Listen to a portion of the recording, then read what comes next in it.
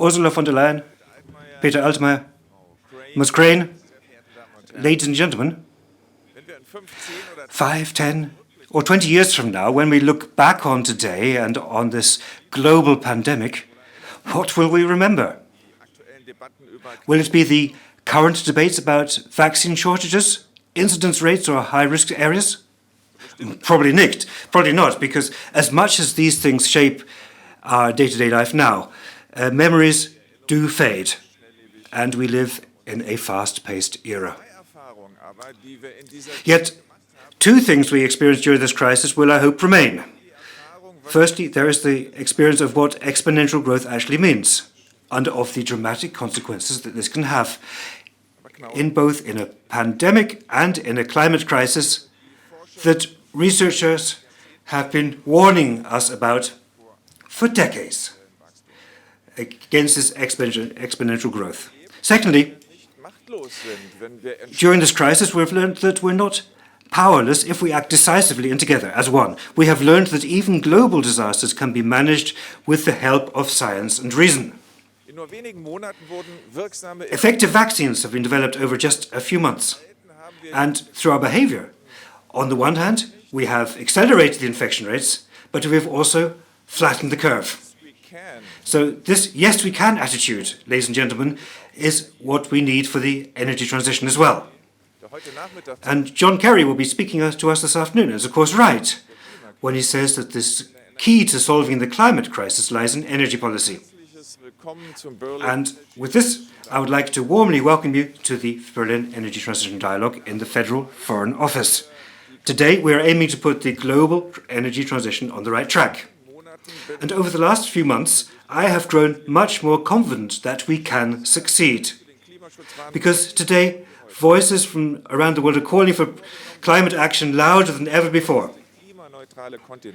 Europe has set itself the goal of becoming the first world's climate-neutral continent by the year 2050. And during Germany's presidency of the EU Council, we have significantly accelerated steps in this direction. We are aiming to reduce greenhouse gas emissions by at least 55% compared to 1990 levels by 2030. Important partners around the world, including China, Japan, South Africa, and South Korea, have joined the effort and have also committed themselves to achieving climate neutrality. And the United States is back on board. Also, interest in this event has never been greater. More than 50 ministers of foreign affairs and of energy on all continents will be taking part in the virtual panel discussions. People from all around the world will be following this conference online. It's a pleasure to have you with us. I think we all agree that the 2020s must become a decade of investment in sustainable technology. The European Green Deal of the European Commission is a major driver behind this effort. And I'm sure Ursula von der Leyen will be giving us more details about this very soon. The green recovery and an energy transition that sees itself as the foundation for an economic upturn and social revitalization is also what will guide us out of the coronavirus crisis. This includes comprehensive carbon pricing and ensuring a level playing field through a carbon border adjustment measure that conforms to WTO rules. We should work on this together, including with the United States in the coming months, not least with an eye to the UN Climate Change Conference in Glasgow in a few months. Ladies and gentlemen, we are doomed to concern. We must succeed if we want to achieve the goal of climate neutrality. But the path leading there will not be a straight line. Climate neutrality is more than a question of wind turbines, electric vehicles, and charging points. It's also about a global power shift, about energy security, about the restructuring of trade flows, and about securing access to water and food. I would like to illustrate this with a key example: hydrogen. Alongside renewable sources of energy, hydrogen offers the best way out of the global climate disaster that fossil fuels have got us into. Consequently, a tremendous future market is taking shape right now in this domain. If oil used to be called the black gold, then the gold of the future is invisible. To date, fossil fuels have shaped the political and economic map of the world. Entire regions have benefited from them. They have given rise to global corporations such as Standard Oil, Exxon, Chevron, BP, and Shell, as well as cartels like OPEC. Trade routes like the Straits of Hormuz or Malacca have become critical locations for the global economy. Time and again, oil has triggered conflicts between states, especially in the Middle East. All of this, ladies and gentlemen, is set to change. At the same time, new and more inclusive energy spaces will arise, and this will happen around the world because hydrogen can be produced almost anywhere on the planet. Seizing this opportunity and at the same time minimizing the risks of the global energy policy transformation, that's what we aim to do with our foreign policy on hydrogen. First and foremost, we need to build new partnerships.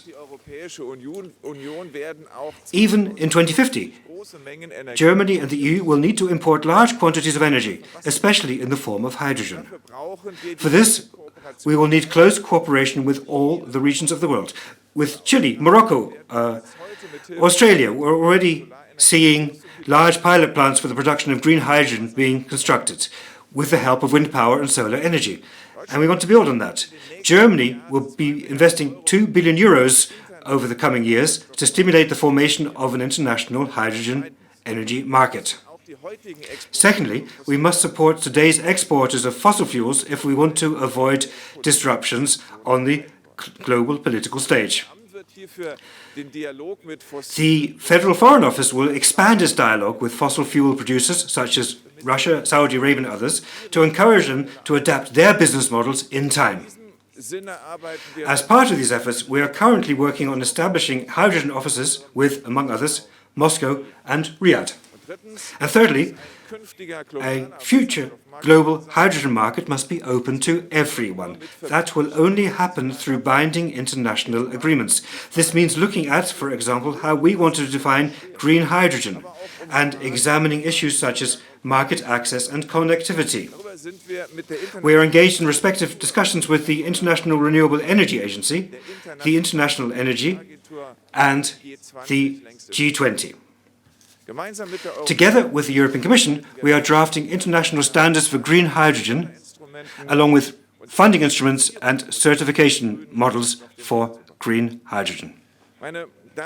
Ladies and gentlemen, a deadline of just under 30 years for achieving climate neutrality does not leave much time for the tremendous technological, political, economic and social transformations that this will require. But let us recall the great strength we have summoned to fight the pandemic. We are not only the first generation in the history of the world that can beat back such a pandemic in the space of only a few months, we're also the last generation that can prevent climate collapse. And most importantly, we are anything but powerless. Therein, ladies and gentlemen, lies the opportunity of this century. It's our opportunity. Thank you very much.